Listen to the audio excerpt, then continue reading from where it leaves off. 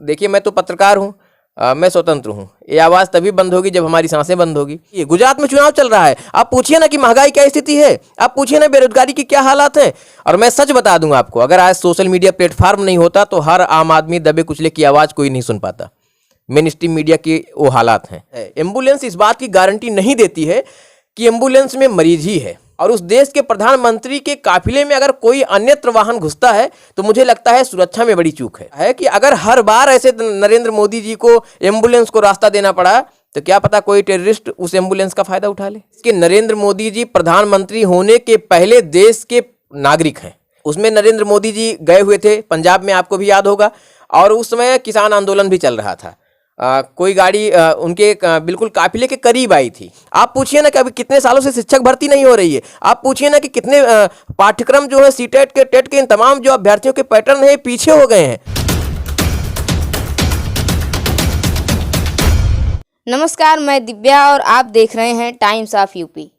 इस समय सर्दी का मौसम है और चुनावी सरगर्मियां भी तेज हो गई हैं। गुजरात से लेकर मैनपुरी तक चुनावी माहौल बिल्कुल बढ़ चुका है। उसी में एक वाकया हमारे सामने आता है जिसमें माननीय प्रधानमंत्री जी मोदी जी के काफिले में एक एम्बुलेंस अचानक से सामने आ जाती है और उसको लेकर के मेन स्ट्रीम मीडिया में सुर्खियों में बना दिया जाता है, जिसको लेकर के बहुत सारी चर्चाएं हैं। उसी पर आज हम अपने स्टूडियो में आमंत्रित किए हैं टाइम्स ऑफ यूपी के editor in chief mister Alok Dubey ji.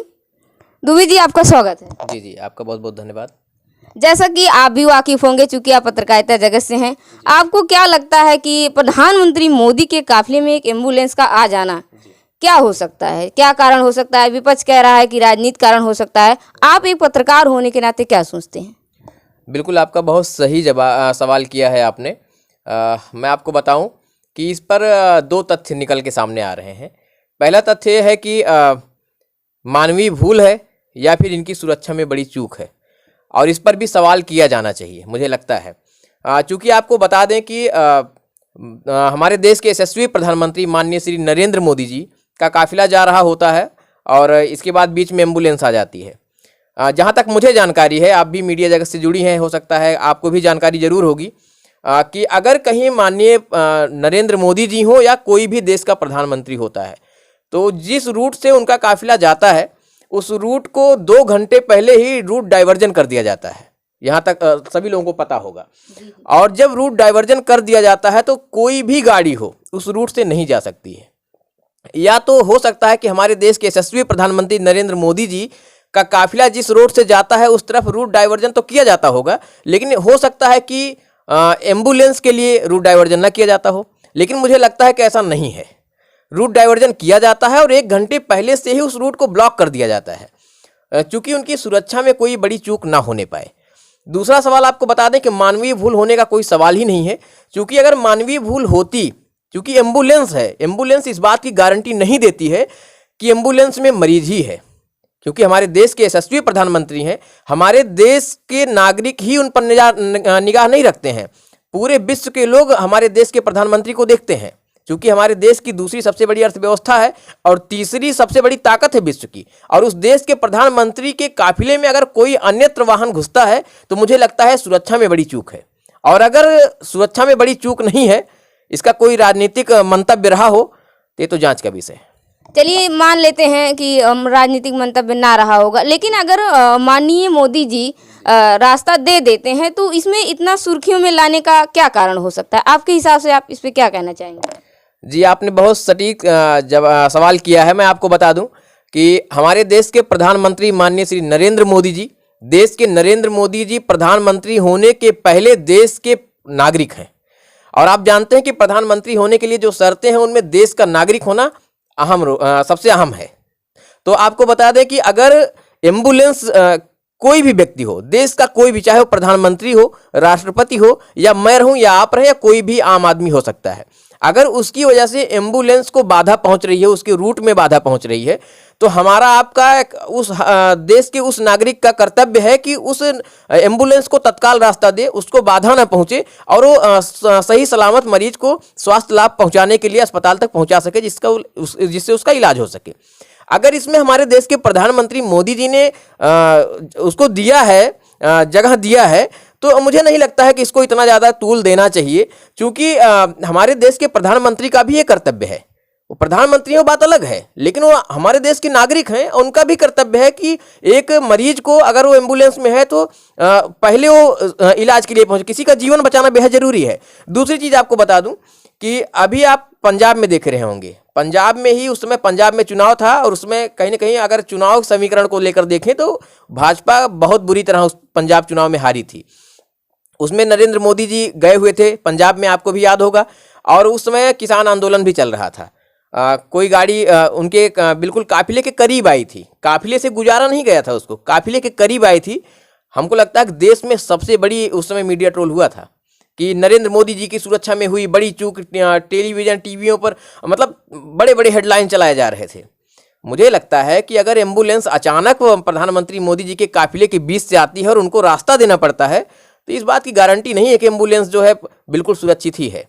मुझे लगता है हो सकता है रासायनिक पदार्थ रहा हो कोई इसमें, या कोई षड्यंत्र इस तरीके का हो जिससे हमारे देश के प्रधानमंत्री जो को नुकसान पहुंचाने की कोशिश की जा सकती है, उसमें एम्बुलेंस का सहारा भी लिया जा सकता है। अगर इस तरीके से हमारे देश की एम्बुलेंस, कोई भी एम्बुलेंस प्रधानमंत्री के काफिले के बीच से गुजर रही है, तो मुझे लगता है कि क्या इस बात की गारंटी है कि उस एम्बुलेंस की वजह से हमारे प्रधानमंत्री मोदी जी को कोई हानि नहीं होगी। इसमें हमको लगता है कि अगर मानवीय भूल हुई है तो बड़ी कार्रवाई होनी चाहिए। जितने भी लोग उनकी सुरक्षा में रहते हैं उन पर बड़ी कार्रवाई होनी चाहिए। बात सही है सर, लेकिन बताइए, जैसे आप पत्रकार हैं तो हम आपसे ये जानना चाहेंगे कि मेन स्ट्रीम मीडिया इसको सुर्खियां बना रही कि मोदी जी ने रास्ता दिया, मोदी जी ने जान दिया, तो आप बताइए कि क्या जो मेन स्ट्रीम मीडिया है, चूंकि वो प्रधानमंत्री हैं तो सुर्खियां बनना जायज है, बट क्या दिशा सही है मेन स्ट्रीम मीडिया की जिस दिशा में महिमा मंडन कर रही है? देखिए, मेन स्ट्रीम मीडिया के बारे में मैं क्या ही बताऊं, बताने की ज़रूरत नहीं है। आप लोग टीवी चैनल देखते होंगे, और मैं सच बता दूंगा आपको, अगर आज सोशल मीडिया प्लेटफॉर्म नहीं होता तो हर आम आदमी दबे कुचले की आवाज़ कोई नहीं सुन पाता। मेन स्ट्रीम मीडिया के वो हालात हैं, और इस समय भी मैं आपसे सोशल मीडिया पर ही बात कर रहा हूँ। दूसरी चीज़ आपको बता दूँ, जैसा कि आपका सवाल रहा है कि नरेंद्र मोदी जी का जो महिमा मंडन हो रहा है, क्या उसमें खास बात है? ठीक है, मोदी जी हैं, खास बात होगी, कुछ भी करेंगे खास बात हो जाएगी देश के लिए। लेकिन मुझे लगता है कि अगर उन्होंने एम्बुलेंस को जगह देकर किसी मरीज की जान बचाई है तो सराहनीय कार्य है, लेकिन उससे अन्यत्र भी हमारे देश में बहुत सारे ऐसे मुद्दे हैं जिन पर मेन स्ट्रीम मीडिया को डिबेट करना चाहिए। मेन स्ट्रीम मीडिया के उन तमाम लोग जो प्रवक्ता को बैठाकर बात करते हैं वो सवाल पूछने चाहिए। कई सारे ऐसे तथ्यात्मक सवाल हमारे देश में हैं जिनको नहीं पूछा जा रहा है, इसके इतर पूछना चाहिए। गुजरात में चुनाव चल रहा है, आप पूछिए ना कि महंगाई क्या स्थिति है, आप पूछिए ना बेरोजगारी की क्या हालात हैं। अब जो है, अब जाके 4-5 साल बाद आप अग्निवीर की योजना लेकर आए हैं। आप पूछिए ना कि अभी कितने सालों से शिक्षक भर्ती नहीं हो रही है। आप पूछिए ना कि कितने पाठ्यक्रम जो है सीटेट के, टेट के, इन तमाम जो अभ्यर्थियों के पैटर्न है पीछे हो गए हैं। इस पर सवाल करिए ना। इसके अलग भी बहुत सारे सवाल हैं हमारे देश में जिसको मेन स्ट्रीम मीडिया नहीं करती है। तो मुझे लगता है कि ये इतना बड़ा कोई सवाल नहीं था। सर, चूंकि आप वरिष्ठ पत्रकार रह चुके हैं, तो आप हमको ये बताइए, आप इसको कैसे जोड़ते हैं? मोदी जी के काफिले में एम्बुलेंस का आना, फिर उसको रास्ता देना, मीडिया का इस तरीके से उनका महिमा मंडन करना, आप क्या सोचते हैं? आप अगर अपनी राय रखना चाहें तो इस पर क्या रखेंगे? बिल्कुल, अगर जैसा कि आपने मुझे स्वतंत्र रूप से मुझे अपनी राय रखने का मौका दिया है, तो देखिए, मैं तो पत्रकार हूँ, मैं स्वतंत्र हूँ। ये आवाज़ तभी बंद होगी जब हमारी सांसें बंद होगी, और कोई मैं चारण भाट की तरह किसी का गुणगान नहीं कर सकता। रही बात, अगर मैं मोदी जी हमारे देश के प्रधानमंत्री हैं तो हमारे देश की सरकार है, उसकी सही और गलत तथ्यों को बताना हमारा काम भी है। मैं आपको बता दूं कि जैसा कि आपका सवाल रहा है कि क्या मेरा क्या विचार रहेगा इस पर, तो मैं आपको बताऊं कि हाल ही में पंजाब की मैंने जिक्र किया।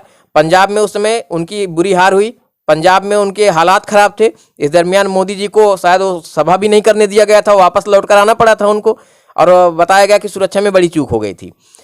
अगर सुरक्षा में उस समय चूक हुई थी, इतना मीडिया ट्रोल हुआ था, तो इस बार भी होना चाहिए, सवाल पूछे जाने चाहिए।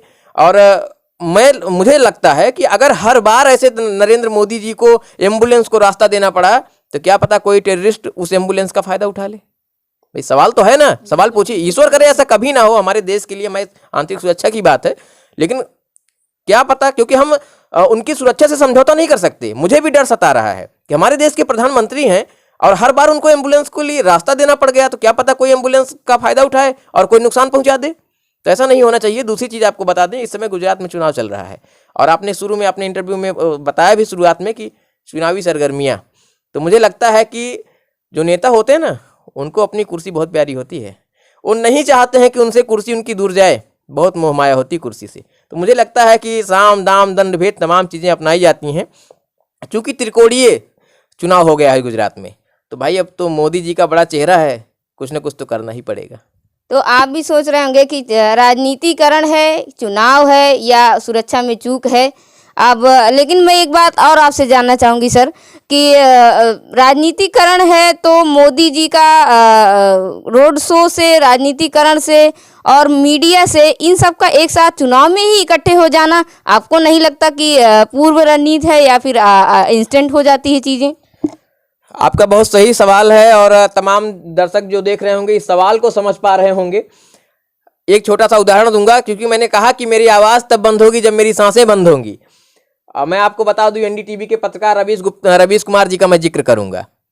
उन्होंने जब इस्तीफा दिया एनडीटीवी से, क्योंकि एनडीटीवी चैनल की पहचान रवीश कुमार से रही है, मैं दावे के साथ और डंके की चोट पर कह सकता हूं, आपके साथ मैं बैठकर बात कर रहा हूं। और आपको बता दें कि रवीश कुमार ने जब इस्तीफा दिया तो एक ही बात बोला था उन्होंने, मुझे बहुत बखूबी याद, उन्होंने कहा कि सेठ के पास सब कुछ है लेकिन रवीश कुमार नहीं है, पैसा बहुत है लेकिन रवीश कुमार नहीं, यही बात उन्होंने कहा था। आप समझिए कि उनका कहाँ इशारा था। रवीश कुमार ऐसे व्यक्तित्व तो नहीं है, अगर वो हिंदुस्तान की मीडिया पर सवाल खड़े कर रहे हैं ना, तो कुछ तो लोचा है, दाल में कुछ काला जरूर है। दूसरी चीज़, आपको नहीं लगता है कि अभी 8 स्थान हम लोग नीचे आ गए हैं प्रेस में फ्रीडम के लिए, उसमें जो है, तो आप समझिए कि हमारे देश की मीडिया कहाँ है। वैसे भी मैं आपको बता दें कि चारण भाट की तरह गुणगान नहीं किया जाता मीडिया अगर आप हैं तो, क्योंकि सरकारों का गुणगान करने के लिए सूचना प्रसारण मंत्रालय बनाया गया है, हर जिले में सूचना कार्यालय बनाए गए हैं, वो सरकार की योजनाओं के प्रचार के लिए काफ़ी हैं। हम आप स्वतंत्र पत्रकार हैं, हमें आपको स्वतंत्र रूप से करना चाहिए। मुझे लगता है कि अगर भाजपा कहीं ना कहीं चुनाव में भी दांव पेच कायदे से लगा रही है तो मीडिया इसमें अहम रोल दे रही है, मैं डंके की चोट पर कह सकता हूँ। मैं भी पत्रकारिता जगत से जुड़ा हूँ, मैं देखता हूँ कई चैनलों पर, कई चैनलों का काम भी मैंने किया, और मैं आपको सच बताऊँ कि स्टोरी कुछ और करता था, चलती कुछ और थी, बड़ा दुख होता था। फिर मैं आपके चैनल पर आया हूँ और ये चैनल चल रहा है। तो दर्शकों, आप देख रहे होंगे सवाल तो बनता ही है। तो चूंकि ये हमारे वरिष्ठ पत्रकार हैं और एडिटर इन चीफ भी हैं, तो इनके मन में सवाल है तो आपके मन में भी होंगे, तो कमेंट करके हमको ज़रूर बताइएगा। सर, आपका बहुत बहुत धन्यवाद हमारे स्टूडियो में। बहुत बहुत धन्यवाद हमें बातचीत का अवसर देने के लिए, और इस तरीके से जो आपका सवाल जवाब है, ये सवाल आगे भी आपका इतना तेज और इतनी धारदार होने चाहिए। Thank you sir. आप भी मोदी जी के काफिले में एम्बुलेंस के आने का क्या कारण है, कमेंट करके हमको ज़रूर बताइएगा। टाइम्स ऑफ यूपी के साथ जुड़ने के लिए आपका बहुत बहुत धन्यवाद।